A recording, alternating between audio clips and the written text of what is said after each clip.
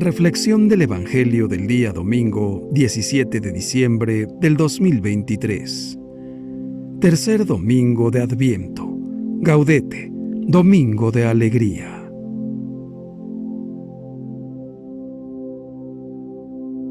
Lectura del Santo Evangelio según San Juan. Yo bautizo con agua, pero en medio de ustedes hay uno, al que ustedes no conocen. Alguien que viene detrás de mí, a quien yo no soy digno de desatarle las correas de sus sandalias. El tercer domingo de Adviento lleva el nombre de Domingo de Gaudete, o Domingo de la Alegría. Se denomina así porque la tercera semana de Adviento parece despertar naturalmente una sensación de cercanía, de que el más grande acontecimiento está pronto a suceder. Es esa experiencia del falta poco, por la que los corazones se animan porque el trecho mayor ya está recorrido. Y la liturgia recoge este sentir en la segunda lectura que dice: Hermanos, vivan siempre alegres. Gaudete en latín quiere decir regocíjense, alégrense, estén alegres. Se define así a este día por ser gaudete la primera recomendación que se menciona en la celebración litúrgica, específicamente en la segunda lectura dominical. En la celebración eucarística del día, el sacerdote se reviste con una caucilla de color rosa, signo de gozo, y la Iglesia invita a los fieles a profundizar en el deseo de conversión, porque el Señor ha de llegar y todo debe estar bien dispuesto. De manera coincidente, tanto en los templos como en los hogares, se enciende la tercera vela de la corona de Adviento, la única vela rosada. El color rosa asociado a la belleza y a la serena alegría produce un contraste en la liturgia, en la que ha venido predominando el morado como signo de austeridad, actitud propia de las semanas de preparación para la Navidad. El color morado ha de volver para el cuarto domingo de Adviento. Es tiempo muy propicio para renovar esfuerzos o tomar aliento en el camino de conversión personal. Hay 2 domingos en el año en los que el sacerdote puede usar el color rosa en sus ornamentos. Estos son el cuarto domingo de Cuaresma, la Etare, y el tercer domingo de Adviento, Gaudete, debido a que ambos tiempos litúrgicos constituyen momentos de espera, de alrededor de 4 semanas. En la tercera semana correspondiente, la liturgia llama a recordar con alegría la proximidad de la Pascua de Resurrección o de la Navidad, según sea el caso. La lectura del Evangelio de hoy nos transmite esa sensación de cercanía cuando escuchamos a Juan el Bautista, voz que clama en el desierto. Es él el llamado a allanar el camino del Señor. La invitación a la alegría es característica del tiempo de Adviento, por ser la espera del nacimiento de Jesús, muy parecido como cuando esperamos la visita de una persona a la que queremos mucho. Por ejemplo, un amigo al que no vemos desde hace tiempo o un pariente. Estamos en una espera alegre. Y esta dimensión de la alegría emerge especialmente hoy, el tercer domingo, que se abre con la exhortación de San Pablo que dice: vivan siempre alegres, alégrense. ¿Y cuál es ese motivo de alegría? Simplemente porque el Señor está cerca. Cuanto más cerca de nosotros está el Señor, más vivimos en alegría. Cuanto más lejos está, más vivimos en la tristeza. Esta es una regla para los cristianos. Debemos estar alegres y dar testimonio de esa alegría que nos provoca la llegada y el nacimiento de Jesucristo. Y Cristo nos ama. Pensemos un poco en esto y preguntémonos: ¿estamos alegres porque el Señor está cerca de nosotros, porque el Señor nos ama, porque el Señor nos ha redimido? El Evangelio según San Juan nos presenta hoy al personaje bíblico que, exceptuando a la Virgen María y a San José, vivió primero y mayormente la espera del Mesías y la alegría de verlo llegar. Hablamos, naturalmente, de Juan el Bautista. El evangelista lo introduce de modo solemne y dice: hubo un hombre enviado por Dios que se llamaba Juan. Él vino como testigo, para dar testimonio de la luz. El Bautista es el primer testigo de Jesús, con la palabra y con el don de la vida. Todos los evangelios concuerdan en mostrar cómo realizó su misión, indicando a Jesús como el Cristo, el enviado de Dios prometido por los profetas. Juan era un líder de su tiempo. Su fama se había difundido en toda Judea y más allá, hasta Galilea, pero él no cedió ni siquiera por un instante a la tentación de atraer la atención sobre sí mismo. Siempre la orientaba hacia aquel que debía venir. Decía: alguien que viene detrás de mí, a quien yo no soy digno de desatarle las correas de sus sandalias. Siempre señalando al Señor, como la Virgen, que siempre señala al Señor al decir: hagan lo que Él les diga. El Señor siempre está en el centro, los santos alrededor, señalando al Señor. He aquí la primera condición de la alegría cristiana: descentrarse de uno mismo y poner en el centro a Jesús. Esto no es alineación, porque Jesús es efectivamente el centro. Es la luz que da pleno sentido a la vida de cada hombre y cada mujer que vienen a este mundo.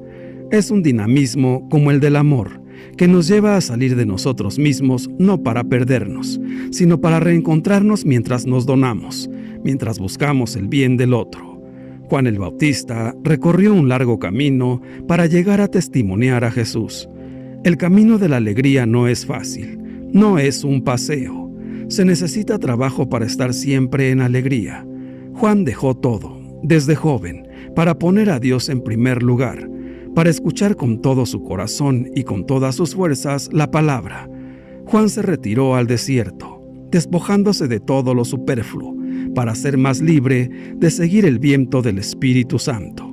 Cierto, algunos rasgos de su personalidad son únicos, irrepetibles, no se pueden proponer a todos, pero su testimonio es referencia para todo aquel que quiera buscar el sentido de su propia vida y encontrar la verdadera alegría.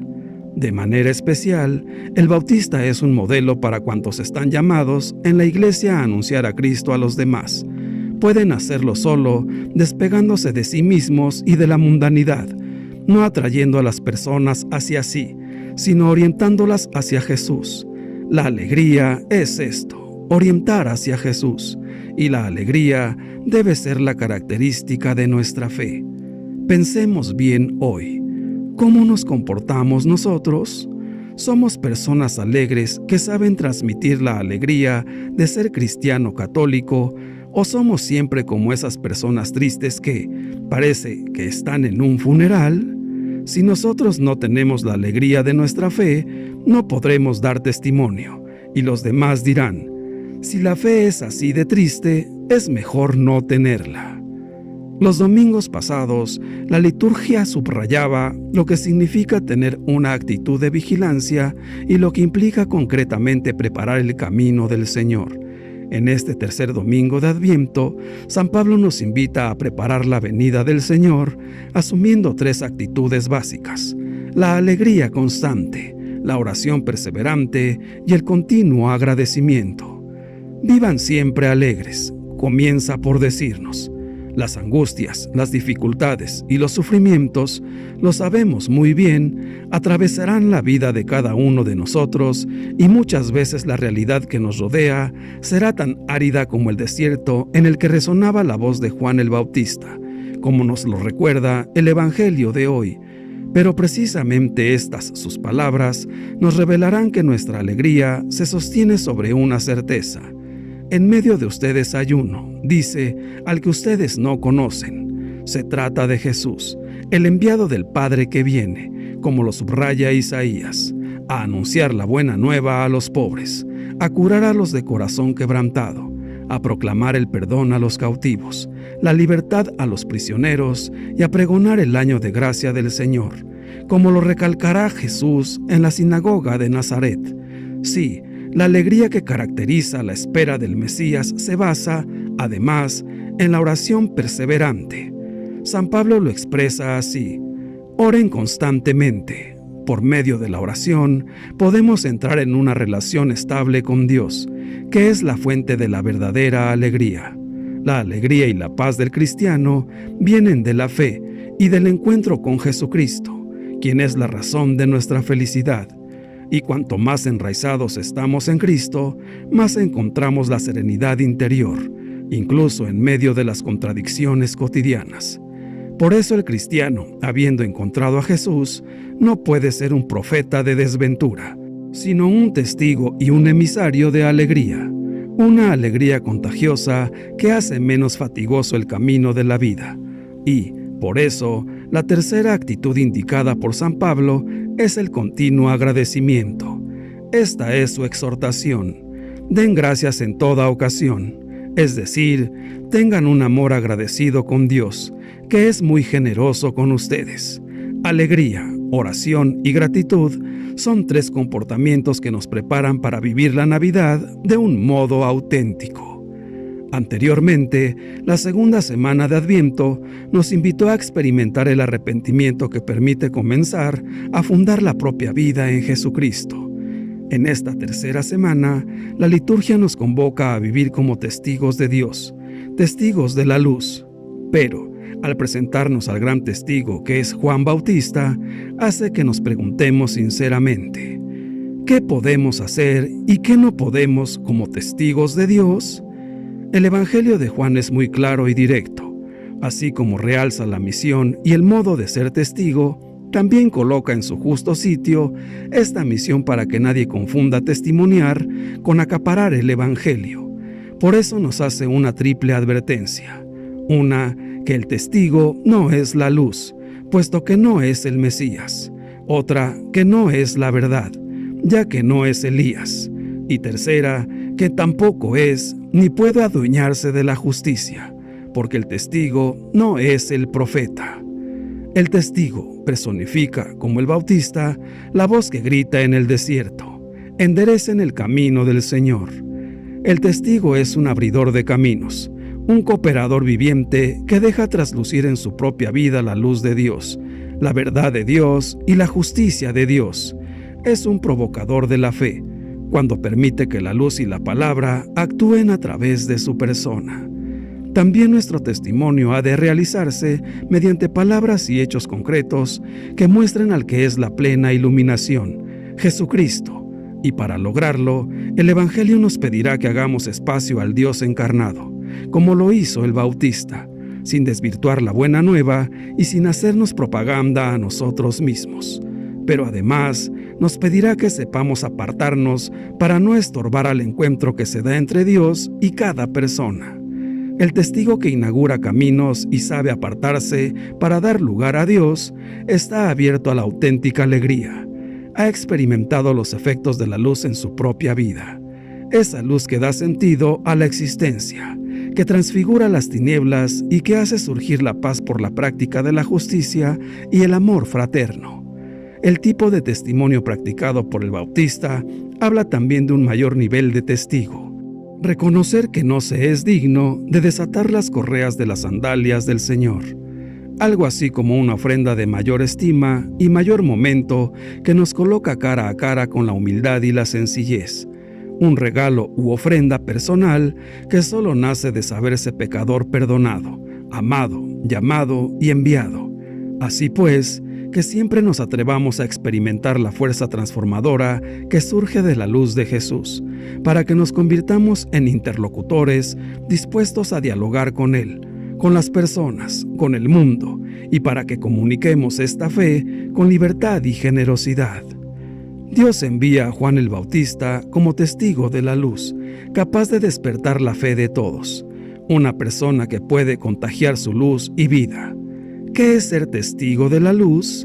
El testigo es como Juan, no se da importancia, no busca ser original ni llamar la atención, no trata de impactar a nadie, sencillamente vive su vida de manera convencida.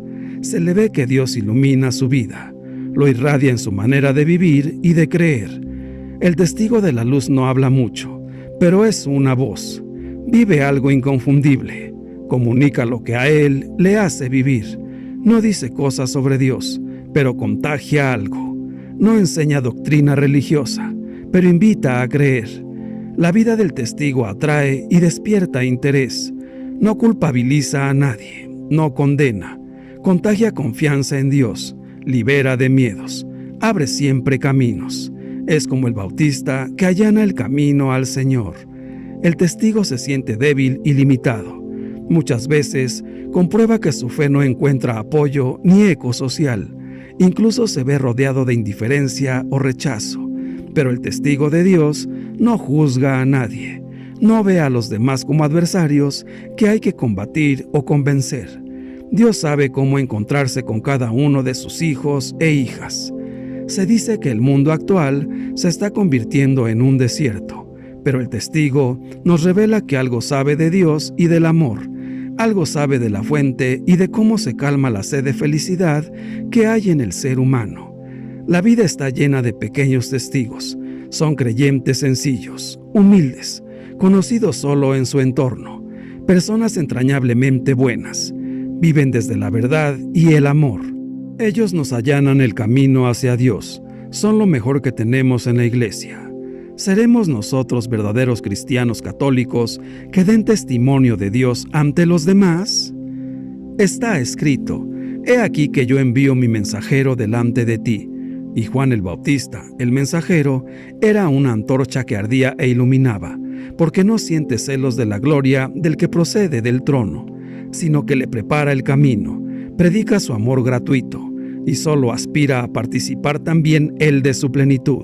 Por lo tanto, Juan el Bautista alumbra, y alumbra con tanta mayor claridad cuanto más arde, y cuanto menos desea brillar, tanto más verdadera es su luz. Es un auténtico lucero que no viene a suplantar al sol de justicia, sino a proclamar su resplandor. Escuchémoslo cuando dice: Yo no soy el Mesías. El Mesías es alguien que viene detrás de mí, a quien yo no soy digno de desatarle las correas de sus sandalias. Yo los bautizo con agua, y Él los va a bautizar con Espíritu Santo y fuego. Este lucero quiere decirnos sin rodeos: ¿por qué se detienen a contemplar mi resplandor? Yo no soy el sol. Van a ver a otro que es incomparablemente mayor. Junto a él yo no soy luz, sino tinieblas. Yo, como lucero de la mañana, les regalo el rocío matinal. Él los inundará con sus rayos de fuego, derretirá los hielos, secará los pantanos, calentará a los que están fríos, y será el vestido de los pobres. Las palabras del precursor concuerdan con las del juez. El fuego que promete Juan, Cristo lo derrama cuando dice: He venido a encender fuego en la tierra, y cuánto desearía que ya estuviera ardiendo. Ahí tenemos su deseo. Tampoco ignoremos que vivir es cumplir su voluntad, y que el empleado que conoce el deseo de su señor y no lo cumple, recibirá su castigo. Entonces, ¿por qué queremos brillar tan pronto? Todavía no ha llegado el momento en que los justos brillarán como el sol en el reino del Padre. Actualmente es muy peligrosa esa ansia de brillar. Es muchísimo más interesante arder, más si nos consume el deseo de iluminar y ser vistos. Preocupémonos ante todo de arder, y tengamos por cierto que viviremos envueltos en la luz. En caso contrario, perdemos el tiempo, pues brillar sin arder es pura ilusión. La luz que no nace del fuego es falsa y artificial, y lo que no es nuestro no podemos retenerlo mucho tiempo, además del bochorno que supone presumir de lo que no es tuyo. Dicen que la luna tiene luz sin tener fuego, y que la recibe prestada del sol. Por eso está siempre cambiando y muda continuamente de cara. Lo mismo ocurre entre los hombres. El necio cambia como la luna, y el sabio se mantiene firme como el sol. El necio por excelencia fue aquel a quien por su esplendor perdió la sabiduría, es decir, se ofuscó con tanta luz. El bautismo de Juan es bautismo de siervo. El bautismo de Cristo es bautismo del Señor. El bautismo de Juan es un bautismo de conversión. El bautismo de Cristo es un bautismo para el perdón de los pecados. Mediante el bautismo de Juan, Cristo fue manifestado. Mediante su propio bautismo, es decir, mediante su pasión, Cristo fue glorificado. Juan habla así de su bautismo: Yo no lo conocía, pero he salido a bautizar con agua, para que sea manifestado a Israel. Por lo que a Cristo se refiere, una vez recibido el bautismo de Juan, habla así de su bautismo: Tengo que pasar por un bautismo, y qué angustia hasta que se cumpla. Finalmente, mediante el bautismo de Juan, el pueblo se preparaba para el bautismo de Cristo. Mediante el bautismo de Cristo, el pueblo se capacita para el reino de Dios. Qué enorme diferencia entre el bautismo del siervo, en el que ni mención se hacía del Espíritu Santo, y el bautismo del Señor, que no se confiere sino en el nombre del Espíritu Santo, a la vez que en el nombre del Padre y del Hijo, y en el que se otorga el Espíritu Santo para el perdón de los pecados. Luego, bajo un nombre común, ambas realidades son denominadas bautismo. Mas a pesar de la identidad de nombre, el sentido profundo es muy diferente. Hermanos míos, alégrense todos los hijos de Dios, porque siendo esclavos, Él los ha hecho hijos y herederos del reino de los cielos. Alégrense, porque el Hijo de Dios, que ha bajado del cielo para engendrarse en el vientre de la Virgen María, ha nacido en medio del mundo para revelarse, para darse a conocer, para que, quien lo conozca a Él, conozca al Padre que está en el cielo. Alégrense, porque el Cordero de Dios ha dado la vida por todos los hombres para salvarlos.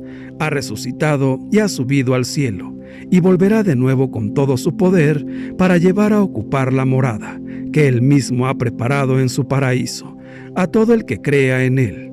Alégrense, cielos y tierra, porque nos gobierna el Rey, Hijo de Dios, Todopoderoso, justo y misericordioso, que nos ha conferido la dignidad de hijos, a través del bautismo de fuego, con el que Él nos ha bautizado en el nombre del Padre, y del Hijo, y del Espíritu Santo. Humildemente, reconozcámonos pues pecadores, indignos herederos de los tesoros del cielo, que nuestro Señor Jesucristo para nosotros ha merecido con su sacrificio en la cruz, y alegrémonos acudiendo a la Santísima Virgen María, que es causa de nuestra alegría, porque siempre nos lleva a Jesús. Si estamos perdidos en medio de la oscuridad, navegando sin saber a dónde vamos, ella es como el faro que alumbra en medio de la noche, y, a pesar de los fuertes vientos y de la tempestad, nos conduce hacia puerto seguro al lado de su Hijo amado. Pidamos su intercesión para que seamos testigos de la misericordia de Cristo, y no impidamos la acción del Espíritu Santo sobre nosotros. Dejémonos iluminar con su luz para que otros, a través de nosotros, conozcan a Jesús y lo reciban a través de su palabra y de la Eucaristía, en cuerpo, en sangre, en presencia viva, para que sean como Él uno y lleven con alegría el mensaje del Señor a todo el mundo. Rectifiquen sus caminos, conviertan sus corazones y alegrémonos de participar de la gloria anticipada de Dios en cada misa, en cada Eucaristía. Esperemos pues con alegría la llegada de nuestro Señor, reconociéndonos humildemente como siervos, siempre dispuestos con gozo a cumplir con sus mandatos, para empezar a ser gratos ante Él desde el día de hoy. Padre nuestro, que tu presencia amorosa traiga alivio y esperanza a los que sufren debido a la enfermedad, la persecución, el hambre, la injusticia o alguna otra situación difícil. Obra, Señor, en medio del sufrimiento. Cúbrelos con tu paz, que sientan tu presencia fortalecedora. Concédeles la victoria en medio de sus circunstancias. Te rogamos que todos ellos puedan recibir hoy un toque de tu amor y sentir tu paz, en el nombre de tu Hijo amado, Jesucristo. Amén. Ven, Todopoderosísimo Espíritu Santo, Divino Espíritu de luz y amor, te consagramos nuestro entendimiento, nuestro corazón, nuestra voluntad y todo nuestro ser en el tiempo y en la eternidad. Que nuestro entendimiento esté siempre sumiso a tus divinas inspiraciones y enseñanzas de la doctrina de la Iglesia Católica, que tú guías infaliblemente. Señor Jesús, tú sabes que en ocasiones nos cuesta dar testimonio de ti frente a algunas personas por miedo a lo que piensen de nosotros, pero también sabes que queremos vencer ese miedo. Te pedimos que nos ayudes a ser valientes discípulos misioneros. Danos la gracia de anunciarte con fuerza, luz y entusiasmo, aún en medio de la oscuridad de nuestra comunidad. Derrama sobre nuestro corazón la fuerza necesaria para ser, a ejemplo de San Juan Bautista, testigos de tu luz. Santísima Virgen María, en esta parte del tiempo de Adviento nos confiamos a tu materna intercesión, no solo porque has procreado a Jesús, sino porque nos refieres y nos conduces continuamente a Él. Madre nuestra, tú concebiste a Jesús. En ti, Dios se hizo cercano. Por eso la Iglesia te llama, causa de nuestra alegría. Dios te salve María. Gloria al Padre, y al Hijo, y al Espíritu Santo, por los siglos de los siglos. Amén. Que Dios nos bendiga a todos. Amén.